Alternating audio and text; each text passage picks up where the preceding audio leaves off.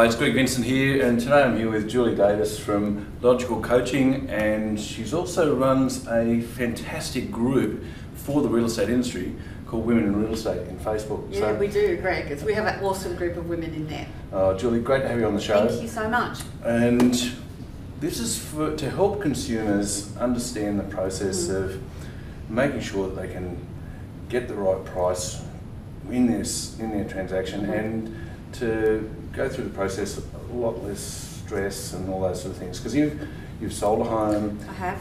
You've been a real estate agent, plus also you're training real estate agents. Correct. And you've seen a lot in the industry. So I have. I've been very, very fortunate to have that, I guess, that really holistic view of both being a consumer and a practitioner within the industry. So it's been really good. That didn't make it any less emotional for me when I was selling my property, though. I can imagine, yeah, because it really is such a stressful time for people. You know, it doesn't necessarily have to be, but yeah, in most cases it is, because it depends. It's normally a reason why you're listing or selling your property. So there's probably a bit of emotion, and it's normally a deadline with that. And it is really, really important to choose the right agent for you. And that's one of the things I was going to ask you. What would you say is the number one thing that people should look at? You know, what's the most important thing in relation to selling their home? Okay, so when we sold our property, the first thing was we had 3 agents come in, which would be fairly typical, I would think. You would normally have one agent who you were pretty sure you were going to have them to sell the property, but you wanted to have a bit of other feedback as to what the market's doing and all of that sort of thing. Yeah. So when we sold our property, for me it was an interview process. You know, I'm going to be paying a considerable amount of money to an agent, it's a big transaction, to sell my property. And it's as you said, it's a very emotional time. And the most important thing, I think, in any sort of real estate transaction is the relationship that you have with your agent. Yeah, I totally agree. Yeah, and quite often those results aren't delivered. And you know, most of us have had an experience of selling at least one property, and the feedback generally that comes back is always about the relationship they have with the agent. And in terms of, you know, lack of transparency of what is happening in the marketplace, feedback, them keeping in contact with you, even sometimes if there's nothing to tell you. Yeah. You know, it becomes, it's what value does that agent provide to you in terms of, number one, their experience.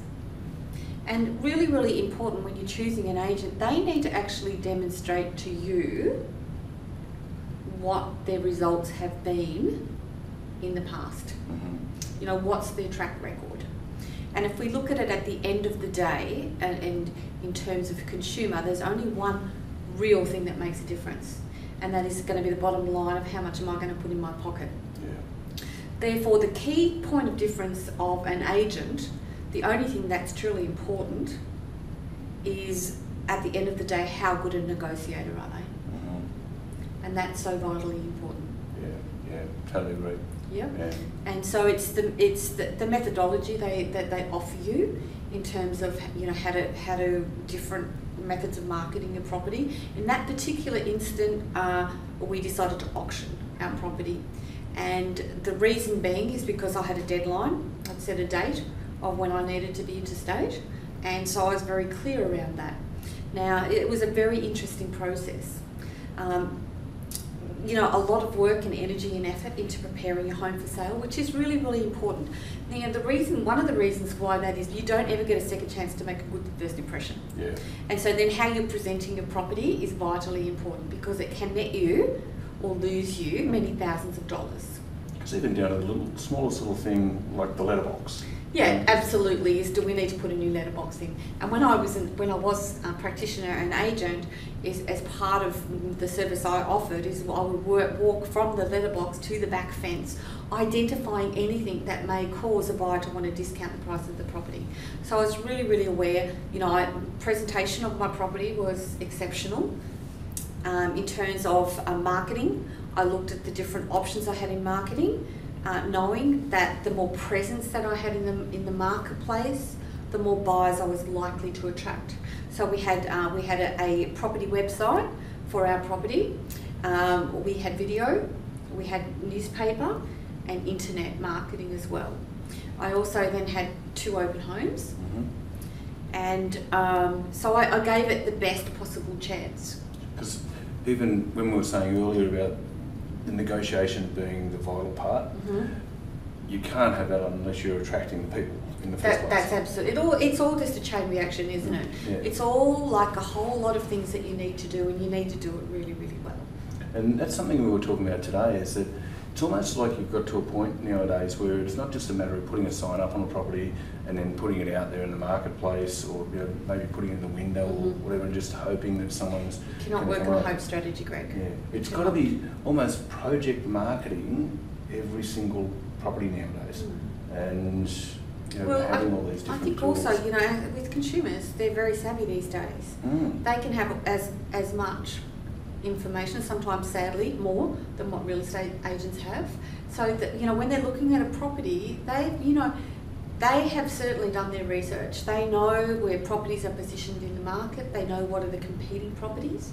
And I think for anyone selling, you've got to realise that your property is not in isolation, but is in competition with every other property out there. Yeah. I think that's really important. The other thing is to be a realist. I understand, the property it's a consumable product, and it will sell at a market price. We don't control the market. At the end of the day, it's what a buyer is willing to pay and a seller is willing to accept. Yeah. And that's the market. And I know that if I went on, and we do this in our training, if we went on the say the market price minus $60,000, how long would it take the property to sell? Oh, straight away. Straight away. If we went on plus $60,000, how long would it take to sell? Yeah, it could take, you've got to wait for the market to move. Or what people don't realise though is that time and price are linked. And it's quite vital in terms of your marketing campaign you have to, if it's a time issue, it's also a price issue. Yeah, no, it makes sense. And oftentimes you'll find if there's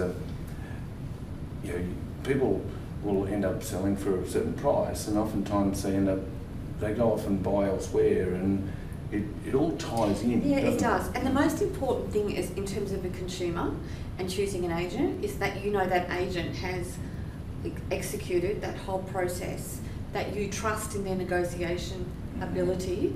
Because there's people out there who would have willingly paid a lot more for a property had the agent implemented negotiation strategies. Yeah. And sadly, it doesn't happen. Oh, we've seen that just in our experience. I don't want to go down. We've got evidence to prove how all of these things are playing out in our marketplace. Yeah, exactly. It's just... and at the end of the day, it's the consumer who loses out. So it's really important that they get all those things lined up, and the communication side of it, to have the communication, there's no agent-consumer sort of barrier that needs to get broken down, so that people understand that they are working together to try to achieve the same goal, and have that agent working that actually works for them. Yeah, absolutely. You hear the stories all the time. Well, I would have paid another $50,000 or whatever. Why didn't the agent get the other $50,000? Yeah. Or it's like they offer this much, the vendor wants this much. Let's meet in the middle. That's not negotiation. Yeah, totally agree. Yeah.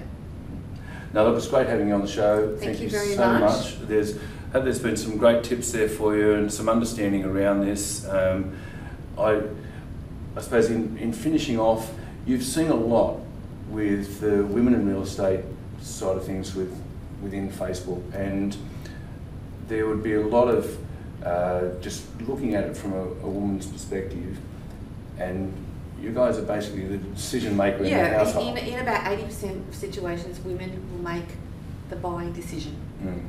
And it's very important. And also, women are very intuitive. We really work on our gut, and we pick up on energy, and we know that's why it's so vital, the relationship that you have with your agent. Yeah. And that that you know that they've got your best interest at heart, but they can actually demonstrate. So, you know, my recommendation is do your research, look objectively at the agents and what they're doing, interview your agents. They need to prove to you and demonstrate to you that they are the best negotiator. Yeah. And trust your gut. Trust your gut, and I think, you know, look for an area specialist. I think is really, really important. Yeah, totally agree. Yeah. No, look, fabulous to have you on the show, and thank you very much. Thank you for having me, Greg. No, all right. Hope you got a lot of value out of that.